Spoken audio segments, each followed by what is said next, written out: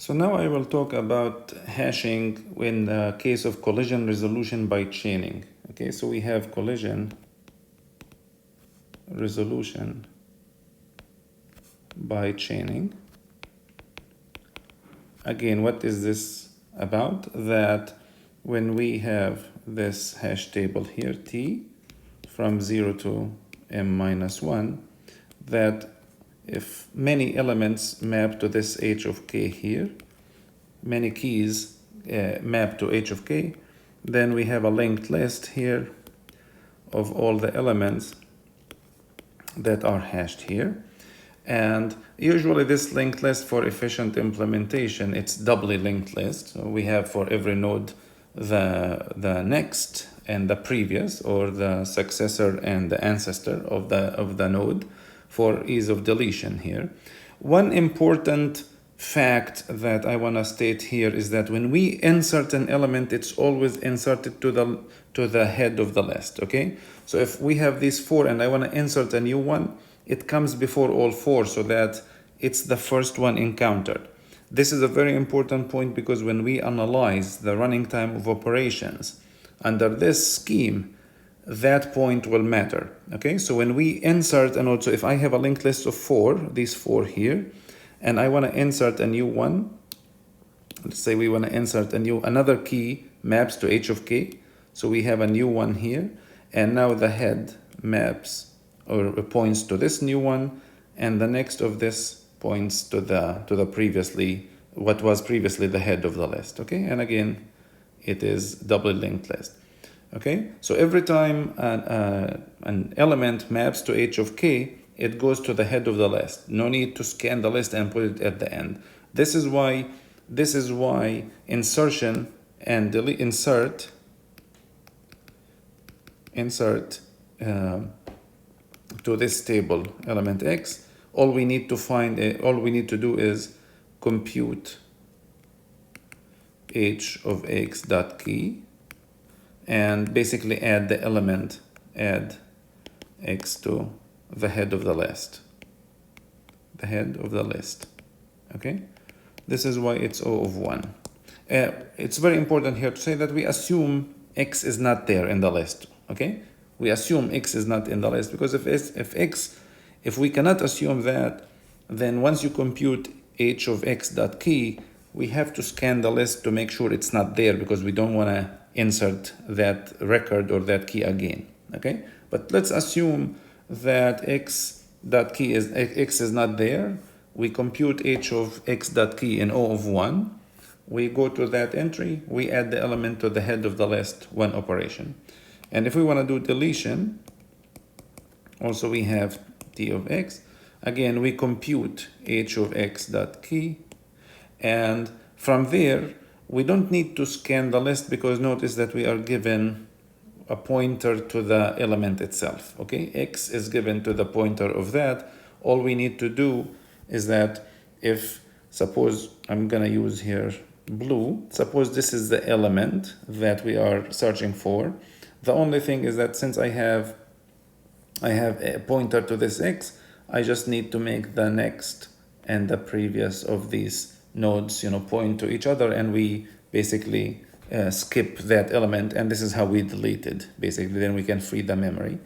And the search is the one that's interesting, because the search of t and k for a special key here, or a node with that special key, is that we need to search in the list that is at t of h of k. Okay, so we compute h of k, go there, scan the list in search of that element. Okay, and we will always assume that computing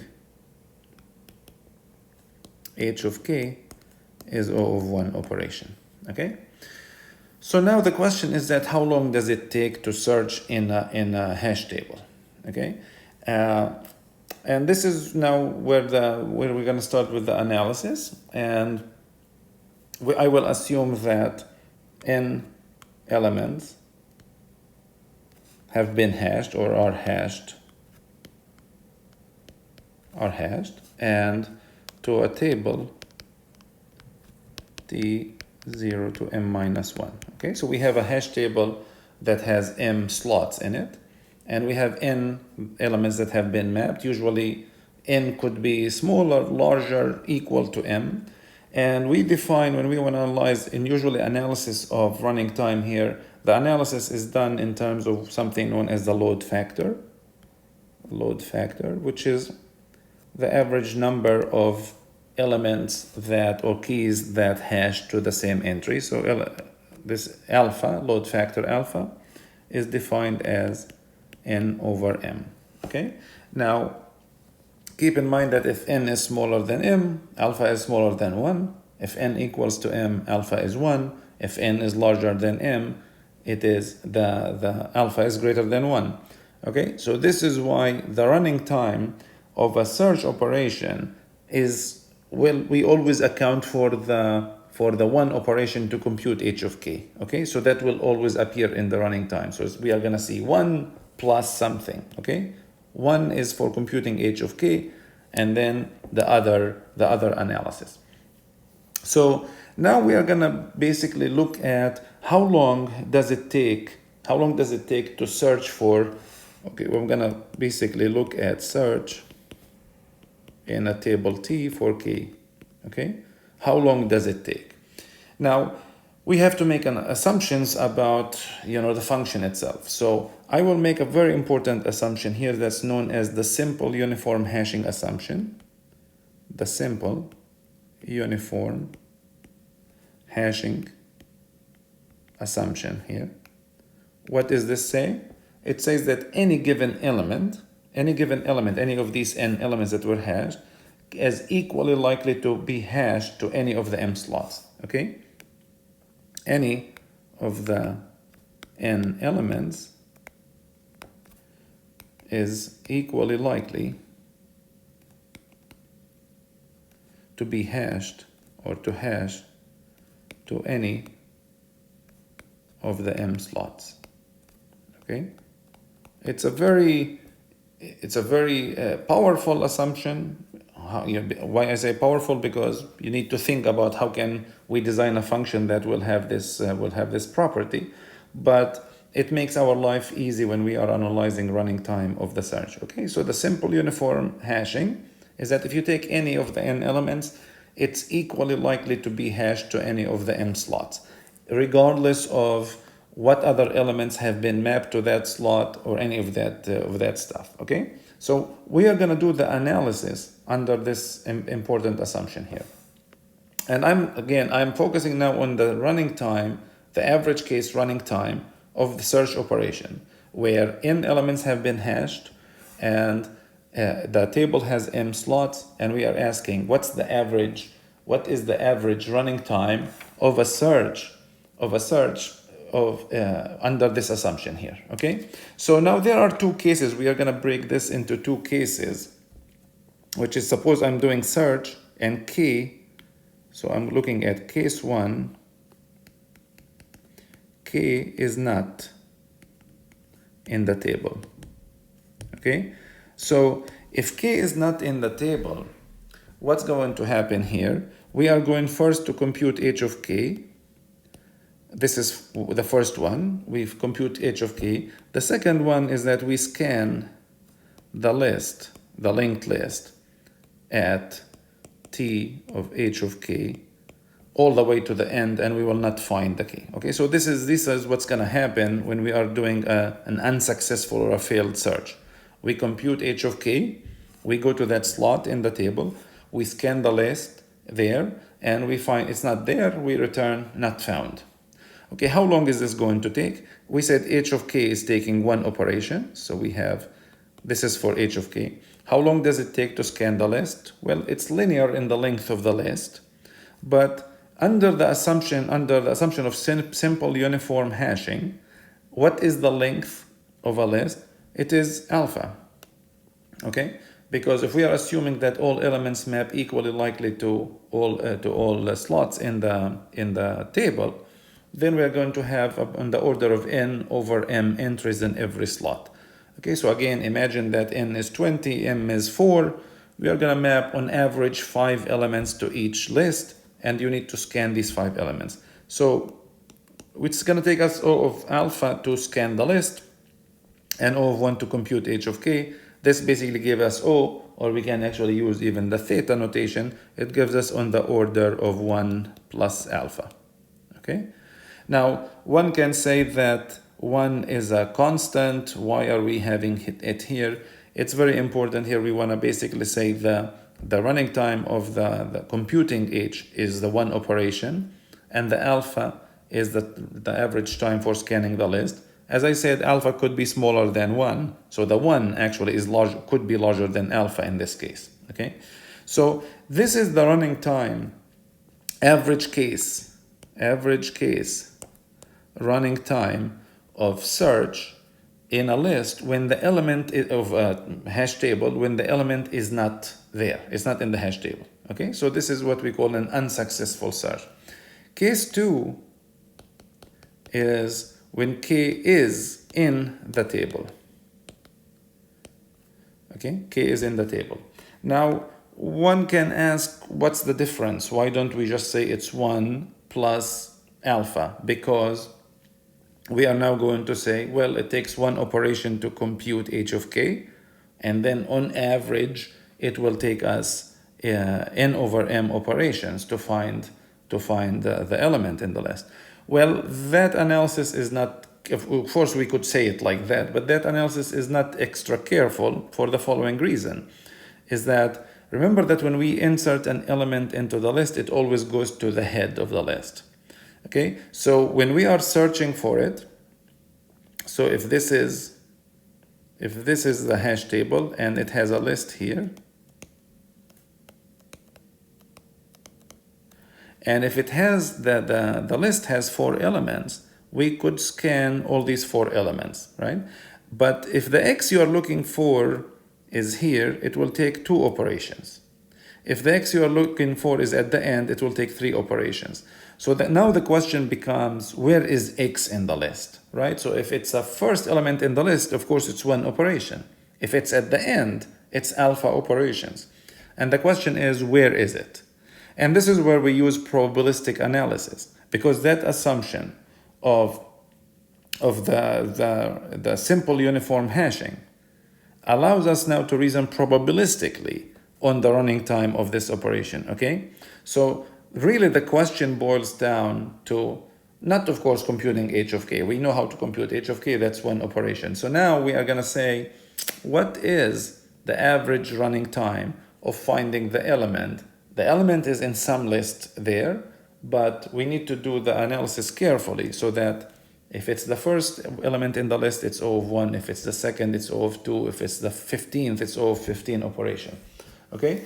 And this is where the analysis gets a little bit more detailed, but of course at the end it's gonna boil down to 1 plus alpha. But it's very important to see how we do the analysis, not just about hashing, but to see how we use random variables and expectations of random variables to do average case analysis, okay? Because this is a powerful technique.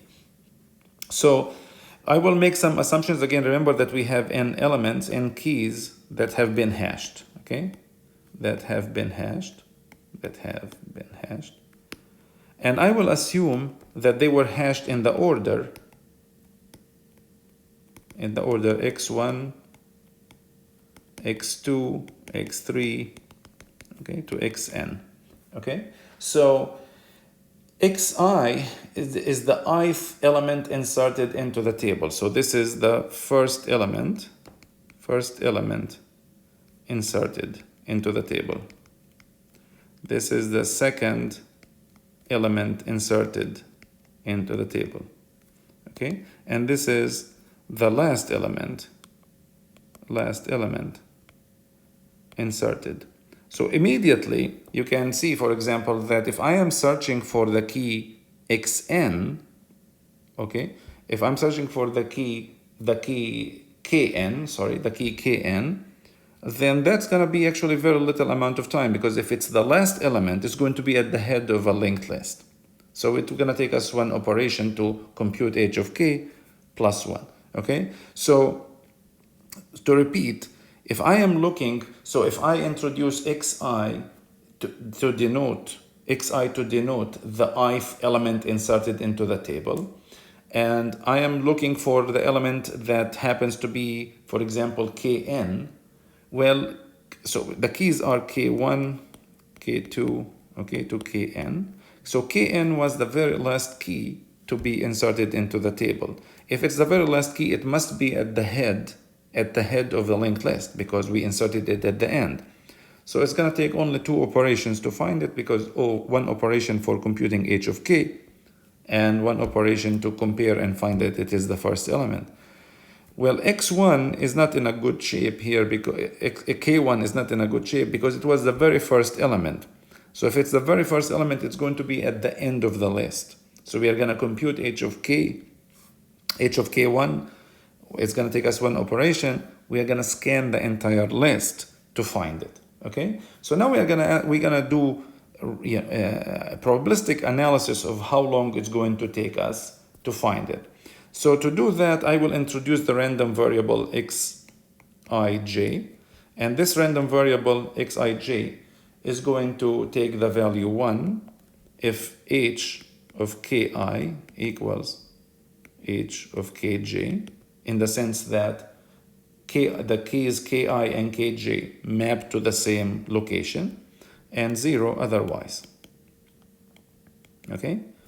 So again, remember that x1, x2, x3, all the way to xn, this is the order in which the keys were inserted. So now I'm saying, what is x23? I'm saying, what is the x3 is 1, x23 is 1 if the keys 2 and 3 were mapped to the same place, and 0 otherwise. Okay, now we ask, what is the probability, what's the expected value? What is the expected value of xij? Okay, now the expected value is, this variable can take two values, 1 and 0, so it's 1 times the probability that xij equals 1 plus 0 times the probability of xij equals 0. This is the definition of an expected value of a random variable. It's the sum of the values that it takes times the probability of such a value. Now, this doesn't matter, 0 times something. And here it's 1 times the probability of xij equal 1. Well, what is the probability that I and j will map to the same place? Well, just think about it that I, for example, is already in some entry, and now we are saying what is the probability that j will map to the same entry. Okay, again, this is how we do the analysis, that assume I is, we have inserted I, it's somewhere in that table. We now want to insert j. We ask what is the probability that j goes to the same slot where I is. Well, the table has m slots, and I is in one of them. Then the probability of choosing the same slot is 1 over m. Okay, so it's 1 over m. So the expected value of xij is 1 over m. Okay, now I want to do an average case analysis. I want to do an average case analysis of how long it takes to find element k for element k. Okay, so how do we do that? The way we do it is, we need to compute something for all keys and divide it by n. So there are n elements that were hashed. I want to find the average time for every element, and then sum them and divide by n. Okay, so I will find the average time to find key k1, the average time of finding key k2, all the way to find the average time to finding key kn. I will sum all of these, divide by n. This will give me the average time to find any of the keys. Okay, so an arbitrary key, how long is going to take me. So now if we think about, let's first focus on key 1.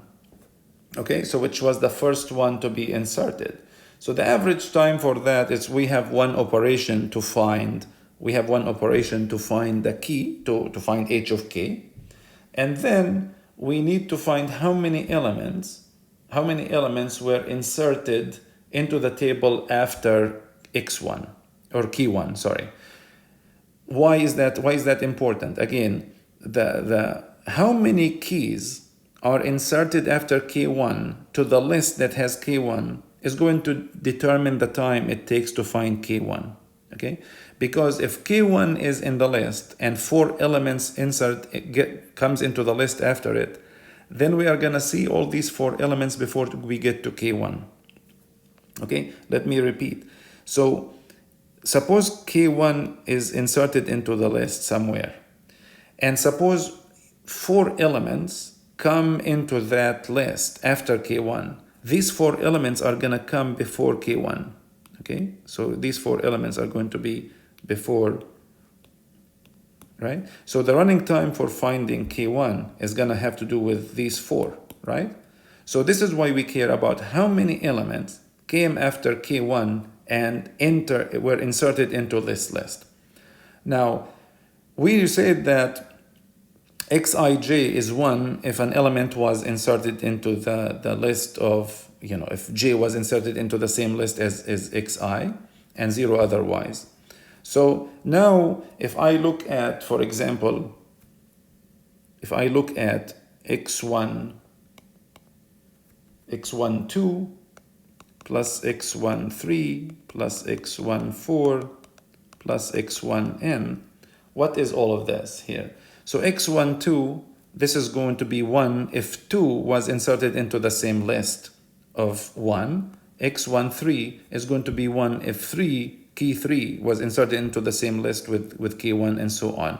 So the sum here, this sum, is the number of keys inserted into h of k1 after k1. Okay, now remember that I'm assuming this order, that k1 was the first key inserted and hashed, k2 was the second key hashed, and so on. Okay, again, so this number of keys inserted into hk1 after k1 is the number of times I need to scan the list of k1 to find it.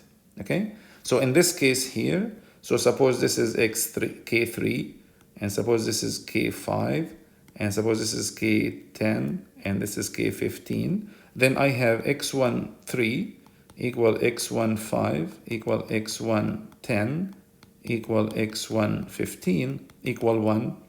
x1j is 0 for every j that is not 3, 5, 10, and 15. Okay, so now if you look at this, the sum of these random variables for a k1 in this specific example I'm showing is 4, and that's really the number of times we need to scan the list to find our element there. Okay, so this is for k1, but I need to do it for k2. So k2 was the second element inserted into the list. I don't need to bother with k1. I know k1 did not come after k2. So now I need to look of the k3, k4, k5, all the way to kn. How many of them were inserted into the same slot as k2? So, sorry.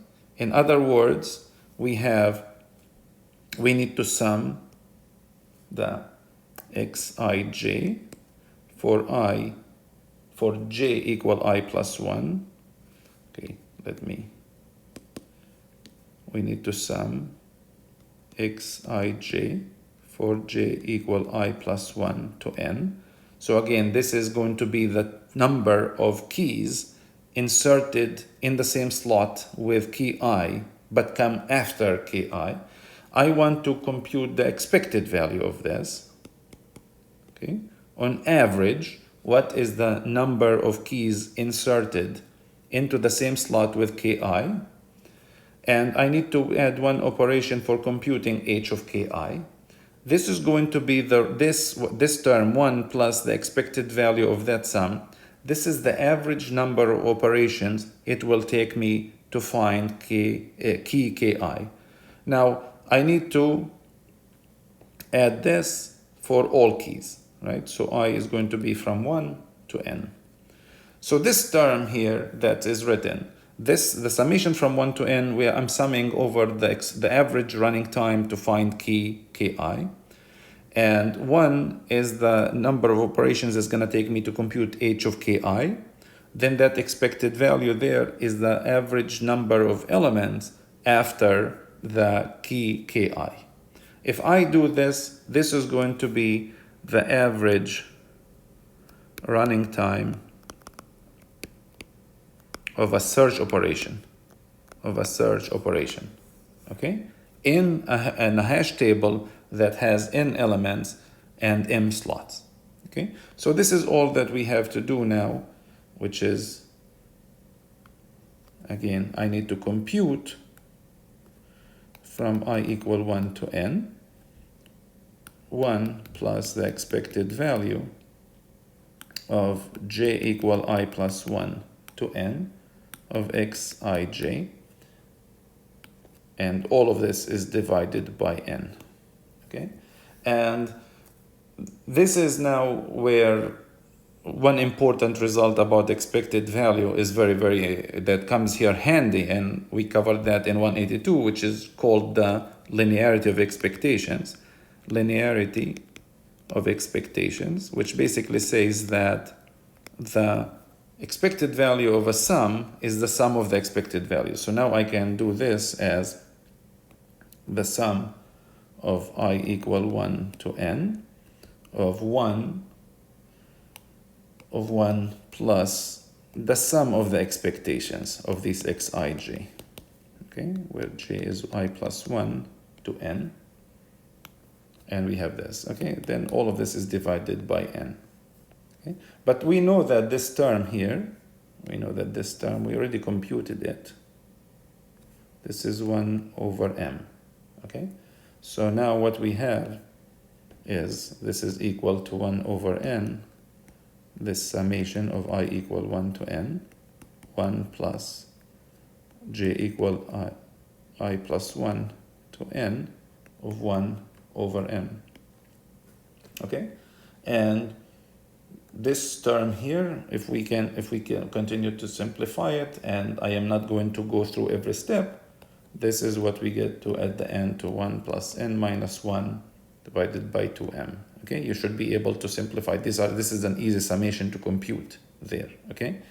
And this one here is, now we can actually show that in terms of alpha. Remember that alpha is n divided by m. This gives us alpha over 2, minus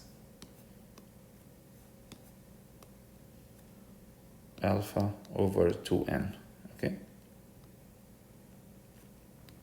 So this is the average case running time of a successful search, where the element we are searching for is in the hash table, and this is theta of 1 plus alpha. Okay, because we have the 1, alpha over 2 is just alpha, you can drop the then minus alpha over 2n, because imagine that as n becomes very large, this starts going down to 0, and we can now just drop everything to theta of 1 plus alpha. So notice that the running time of a successful search and unsuccessful search, both of them are theta of 1 plus alpha. But really, the reason I wanted to go through these details is that because I want you to see how we do this kind of average case analysis using probability. And in particular, one of the common techniques in doing this kind of analysis is these xij, what we call indicator random variables. Indicator random variables are random variables that take the value 1 or 0. So usually you introduce these into the analysis, you compute its expected value, and then we usually have summation of these random variables, and we make use of the linearity of expectations, okay? So more important than the 1 plus alpha here is how we did the analysis of the average case running time, okay? So to summarize or to recap here is, I am first thinking about h of k will take one operation. Now I need to scan the list of h of k. When I want to scan the list of h of k, it matters how many keys were inserted in that list after the key I'm looking for, because that number of keys is going to determine the number of operations I do on the list, because they all were inserted ahead of the key I'm looking for. So we do the average case by assuming that the keys were inserted as K1, K2, all the way to Kn. We compute for each one of them the average running time to find it. We sum all these running times and divide by n. This will be the average case of any search operation, okay? And again, this is for successful and unsuccessful search. Look at this value, theta of 1 plus alpha. This is why the search, again, with a good function, this is going to take on a constant time, again, if alpha is a constant, okay? And this is one of the powerful things about hashing. Of course, the big question now is, when I did this analysis, I made that assumption of simple uniform hashing, but what functions do we have that will guarantee this? So next we will talk about designing these hash functions or give examples of some good hash functions.